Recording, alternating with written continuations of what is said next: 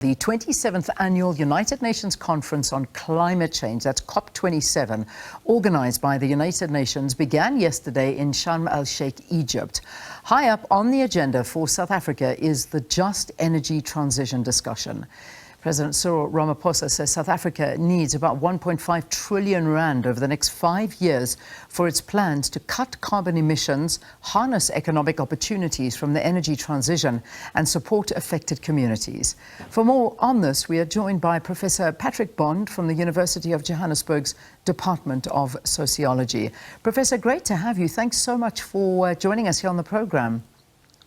Thanks, Leanne. Sakina, it's great to be with you again.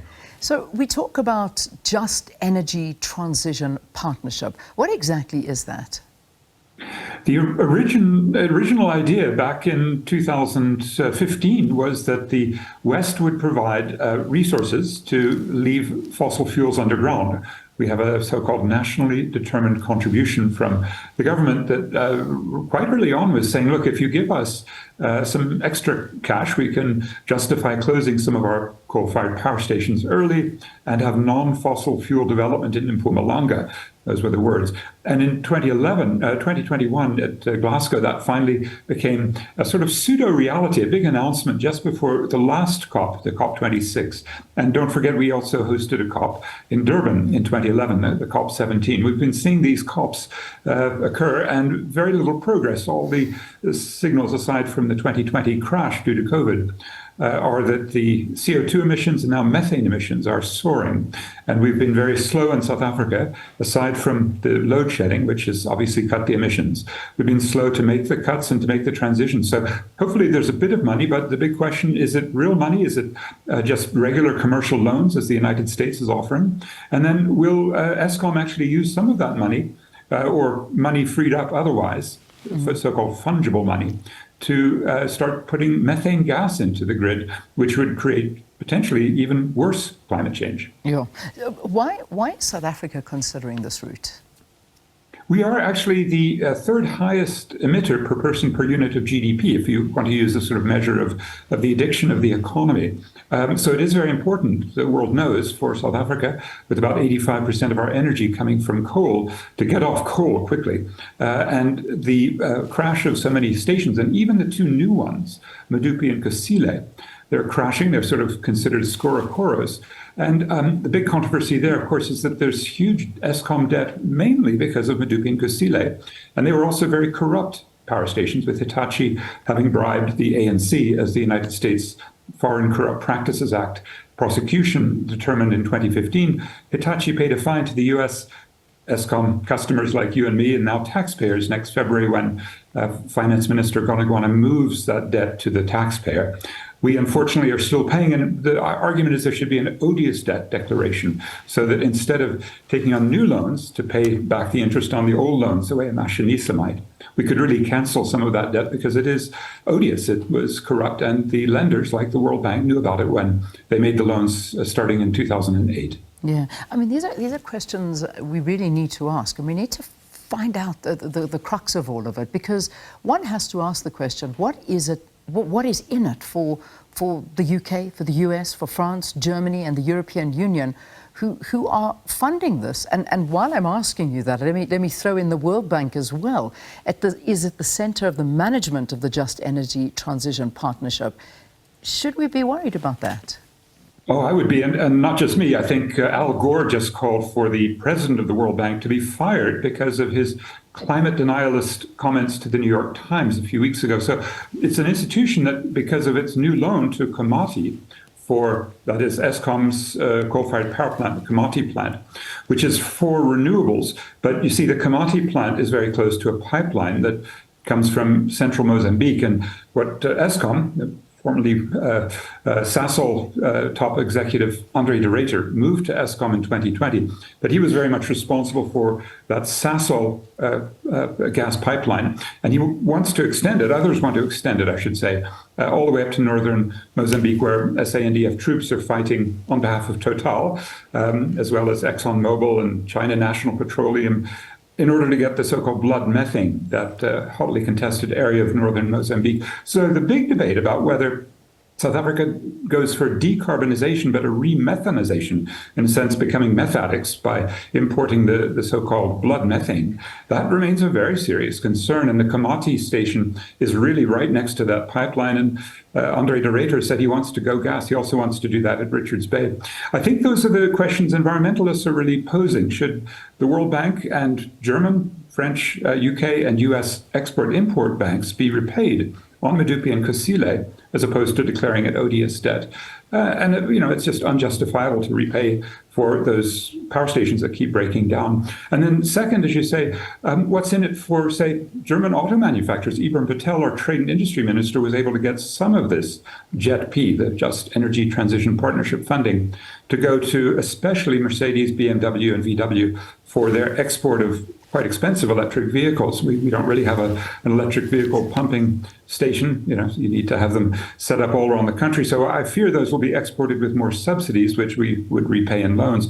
These are three companies, by the way, that are notorious for cheating on their emissions when they're being tested for how much CO2 they emit from their diesel engines using South African platinum. They've been widely condemned for their cheating, and that crashed the price of platinum about 7 years ago. These are the sorts of controversies when you have a group from Pretoria negotiating with a group from the West and the World Bank in a coordinating role.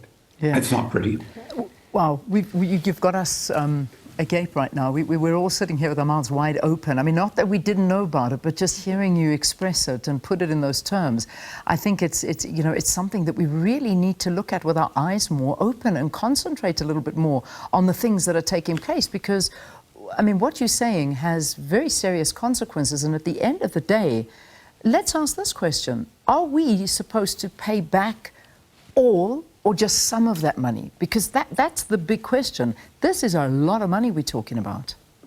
You're right. It's $8.5 billion, over 150 billion rand. Now, it's a good question because only a small amount, I think it's about 3.5%, is grant. And then when our currency declines, and don't forget we were at 14 rand to the dollar earlier this year, now closer to 18. And when it declines, the amount you pay in interest in our own currency goes up massively. And that means, say, loans that we took from the World Bank back in 2010, 2011, when the rand was 6.3 to the dollar, now 18. Well, that's an effective real interest rate that's out of control. And the big question, since we have so much money sloshing in the South African financial system, a really bubbly Johannesburg stock exchange, about the third highest in the world as a Buffett indicator, that is the excessive money floating around. Couldn't we just tap into our local financial markets instead of having these foreign loans, which do become more expensive when we have to repay them?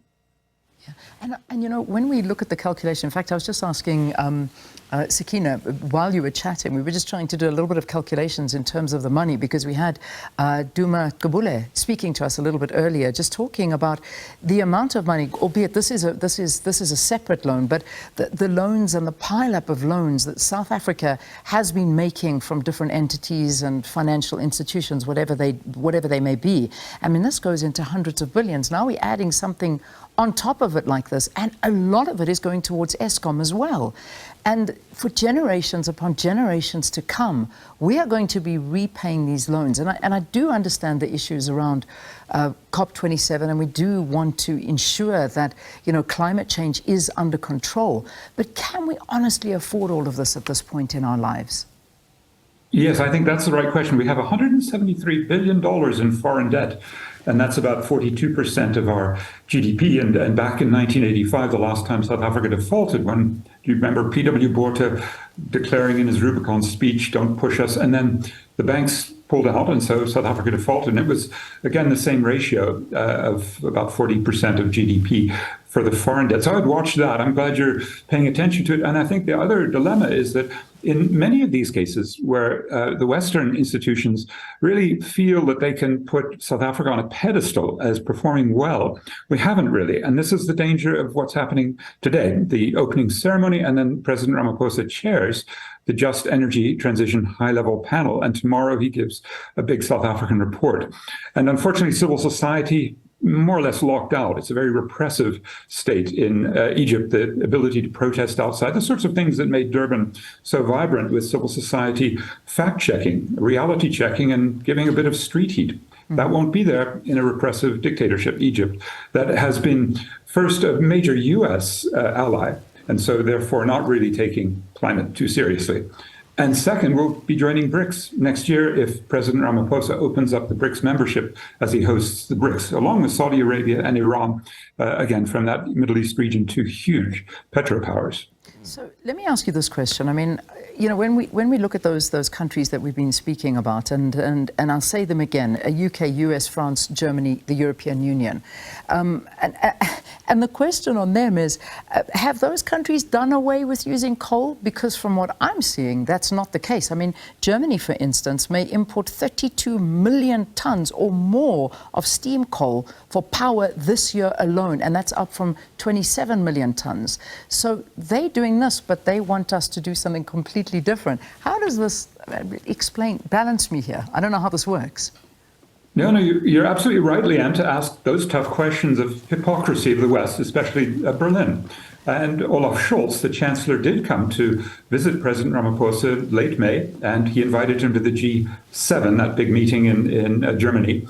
But he said, look, we want your coal. And indeed, South Africa has been exporting of that 22 million. It's about 5 million, so, along with Colombia. And there's some other coal exporting countries. So Germany has, as you see in a Business Day editorial this morning from the German finance minister and environment minister, they have a lot of guilt. And they're trying to say, look, yeah, this is temporary because Vladimir Putin invaded Ukraine. So we're putting on sanctions. We're not taking his coal. So until 2024, we do have to deal with less gas, less Russian oil, and less Russian coal. We'll take some of yours. We'll go to Senegal. We'll go to Nigeria. And then by 2024, we'll be really moving more quickly on renewables. I think at the end of the day, even though we all are, I think, quite disgusted with the illegal invasion, it may have that effect of an immediate rise in the coal, oil, and gas price as more demand comes. But there will be this switch to renewables, and I think Germany will actually lead it, and more power to them for that. But it's a tragedy that their hypocrisy means we're doing more coal exports, and that means, I think, with Enoch Godongwana just giving Transnet quite a bit more money for locomotives, for expanding the rail line on our coal exports to Richards Bay, we're going to have some stranded assets to deal with. Exporting coal is a dirty business. A few big companies, mostly Western, but now some local black-owned companies, are winning from this, but the environment is seriously losing. Yeah, and that's where I have to just ask you my final question. Sorry, I know we're running into time. I mean, ultimately, at the end of the day, this is all an experiment for South Africa. I mean, if I'm reading into this right, and we need to ask ourselves, is this going to work for us? Can we afford this? And I mean, you saying it yourself, South Africa, what are we supposed to do with our coal power stations? I mean, they're valued or worth billions. And yet, if you calculate the damage done, let's say it's $3,000 a ton, right, around 54,000 Rand a ton, actually to continue to use them is very expensive as well, because the social cost of carbon, the implicit damage being done by emitting a ton of coal is vast. And we're going to be hit with climate sanctions, the carbon border adjustment mechanism. It starts in January next year, and the actual financial penalties start in 2026. And South Africa is very unprepared. Our energy inputs into the exports are so high that, again, in an act of extraordinary hypocrisy, while denying their own climate debt, Europe and some of the other Western countries will put on climate sanctions on lower income African countries, which they're now seducing us to export more of our fossil fuels to. It's a terrible situation, and that's why I think one of the reasons the COPs have been so unsuccessful. The West is just not playing ball, and they seem to have South Africa as a strong ally in that respect. Well, all right, we've got to leave it there. Well, it kicks off today. It's going to be an interesting one, and I'm glad you're opening our eyes to look at different issues coming out of it, and not just, what's happening above board and what's being said, but what's actually happening in the dealings and wheelings behind the scenes. Professor Patrick Bond from the University of Johannesburg, thanks so much for being our guest. Well, I mean, there you go. That's the time. Great interview. We thoroughly enjoyed that. Yeah. And as Prof. Bond says, you see, and the thing is, we need to keep our eyes on the ball. Yes. And we're being distracted by so many things that really are neither here nor there in the broader scheme of things, but that's where our focus seems to be drawn towards, so that we're not paying attention to what is really going on. Yeah. If you look at it, the Germans or EU imports of coal are set to surge eightfold. Crazy. Eightfold, because they can no longer get the gas from Russia. But then mothballed power stations reopened for Germany. And what are we doing? Exactly. I'll tell you what we're doing. Have a look at that. See, got her attention. You should be looking there because we've got to say goodbye. That's what we're doing. Bye, everyone.